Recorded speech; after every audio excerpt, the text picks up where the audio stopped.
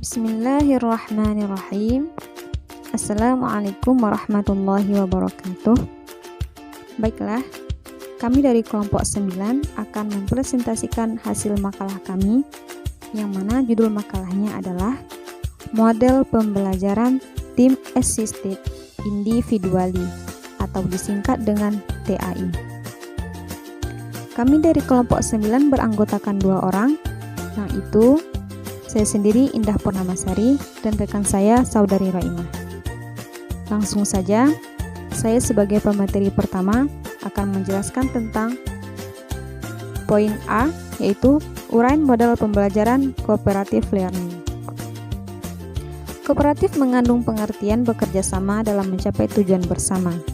Dalam kegiatan kooperatif, siswa secara individu mencari hasil yang menguntungkan bagi seluruh anggota kelompoknya. Jadi, belajar kooperatif adalah pemanfaatan kelompok kecil dalam pengajaran dan yang memungkinkan siswa bekerja sama untuk memaksimalkan belajar mereka dan belajar anggota lainnya dalam kelompok tersebut. Dalam keberhasilan belajar dari kelompok tergantung pada kemampuan dan aktivitas anggota kelompok, baik secara individu maupun secara kelompok. Menurut Depdiknas, Dirjen Dikdasmen 2005.218,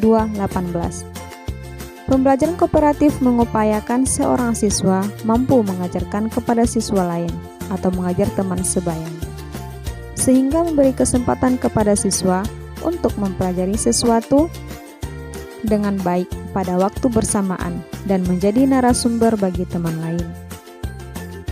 Dalam proses pembelajaran kooperatif, siswa berkelompok juga akan meningkatkan kemampuan akademiknya karena memberikan pelayanan sebagai guru atau dalam mengajar teman, sehingga membutuhkan pemikiran lebih mendalam tentang hubungan ide-ide yang terdapat di dalam materi tertentu. Pada dasarnya, cooperative learning mengandung pengertian sebagai suatu sikap atau perilaku bersama dalam bekerja atau membantu di antara bersama dalam struktur kerjasama yang teratur dalam kelompok yang terdiri dari 2 orang atau lebih, di mana keberhasilan kerja sangat dipengaruhi oleh keterlibatan setiap anggota kelompok itu sendiri. Poin yang kedua adalah pembelajaran kooperatif tipe Team Assisted Individualization atau disingkat dengan TAI. Accelerated Intrusion menurut Slavin merupakan strategi pembelajaran yang berpusat pada siswa atau student-centered. Pada model pembelajaran kooperatif ini, siswa biasanya belajar menggunakan LKS atau disebut dengan lembar kerja siswa secara berkelompok. Lie 2004.226. Antalye lebih lanjut menjelaskan bahwa dalam model ini, siswa dibagi ke dalam kelompok-kelompok kecil yang heterogen. Menurut Slavin, dalam Huda 2014.200 menyatakan bahwa TAI merupakan sebuah program pedagogik yang berusaha mengadaptasikan pembelajaran dengan perbedaan individual siswa secara akademik. Adapun menurut Siswanto dan Palupi 2013.277, model pembelajaran kooperatif TAI merupakan pembelajaran yang mengkombinasikan antara belajar kooperatif dengan belajar individual. Pembelajaran kooperatif model Team Assisted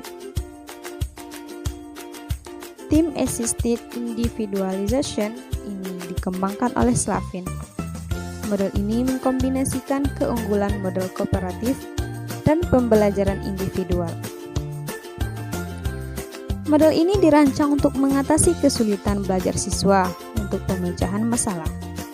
Pembelajaran model ini akan lebih meningkatkan kerjasama antar siswa. Kelas dibagi menjadi kelompok-kelompok belajar yang terdiri dari siswa-siswa yang bekerja sama dalam suatu perencanaan kegiatan. Setiap siswa akan bertanggung jawab baik pada dirinya sendiri maupun pada kelompoknya. Masing-masing siswa sebelumnya diberi tugas individu oleh guru dengan materi yang sudah ditentukan serta siswa diberi kuis terlebih dahulu oleh guru. Kemudian siswa dibagi dalam beberapa kelompok untuk mendiskusikan dari hasil yang telah ditentukan oleh guru. Tujuan dari kegiatan tersebut adalah melatih kerjasama dalam memecahkan masalah, mengurangi sifat egois, belajar menghargai pendapat teman, melatih bertanggung jawab dalam menyelesaikan tugas. Dari hal tersebut diharapkan siswa lebih mudah memahami materi. Jika ada materi yang sulit dapat diselesaikan bersama-sama. Pembelajaran kooperatif tipe TAI ini memiliki 8 komponen. Ke-8 komponen tersebut adalah sebagai berikut. Yang pertama adalah teams, yaitu pembentukan kelompok heterogen yang terdiri dari 4-5 siswa. Yang kedua, placement test, yaitu pemberian pretest kepada siswa atau melihat rata-rata nilai harian siswa agar guru mengetahui kelemahan siswa pada bidang tertentu. Yang ketiga adalah kurikulum materials, yaitu materi yang dikerjakan oleh siswa sesuai dengan kurikulum yang ada. Yang keempat adalah tim studi, yaitu tahapan tindakan belajar yang harus dilaksanakan oleh kelompok dan guru memberikan bantuan secara individual kepada siswa yang membutuhkan. Para siswa mengerjakan unit-unit mereka dalam kelompok mereka, atau dengan kata lain, siswa diberikan untuk mengerjakan soal secara individu terlebih dahulu. Kemudian setelah itu mendiskusikan hasilnya dengan kelompok masing-masing. Kelima adalah score and team recognition, yaitu pemberian skor terhadap hasil kerja kelompok dan memberikan kriteria penghargaan terhadap kelompok yang berhasil secara cemerlang dan kelompok yang dipandang kurang berhasil dalam menyelesaikan tugas. Yang keenam adalah teaching group, yaitu pemberian materi secara singkat dari guru menjelang pemberian tugas kelompok. Yang ketujuh adalah tes, yaitu pelaksanaan tes-tes kecil berdasarkan fakta yang diperoleh siswa. Yang terakhir adalah unit, yaitu pemberian materi oleh guru kembali di akhir waktu pembelajaran dengan strategi pemecahan masalah. Slavin 1995. Baiklah, itu yang dapat saya jelaskan dan akan dilanjutkan oleh rekan saya, Saudari Roimah. Kepada Saudari Roimah, saya persilahkan. Yang selanjutnya yaitu langkah-langkah pembelajaran kooperatif tipe TAI. Menurut Widyantini, langkah-langkah model pembelajaran kooperatif tipe TAI ini ada beberapa langkah. Yang pertama, guru memberikan tugas kepada siswa untuk memberikan materi pembelajaran secara individual yang sudah dipersiapkan oleh guru. Yang kedua, guru memberikan kuis secara individual kepada siswa untuk mendapatkan skor dasar atau skor awal. Skor ini dapat diperoleh dari nilai ulangan harian sebelumnya. Yang ketiga, guru memberikan beberapa kelompok.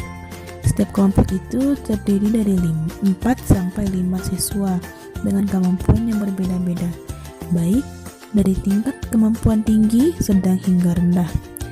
Dan jika memungkinkan, anggota kelompok itu berasal dari ras, budaya, suku yang berbeda, serta kesetaraan gender.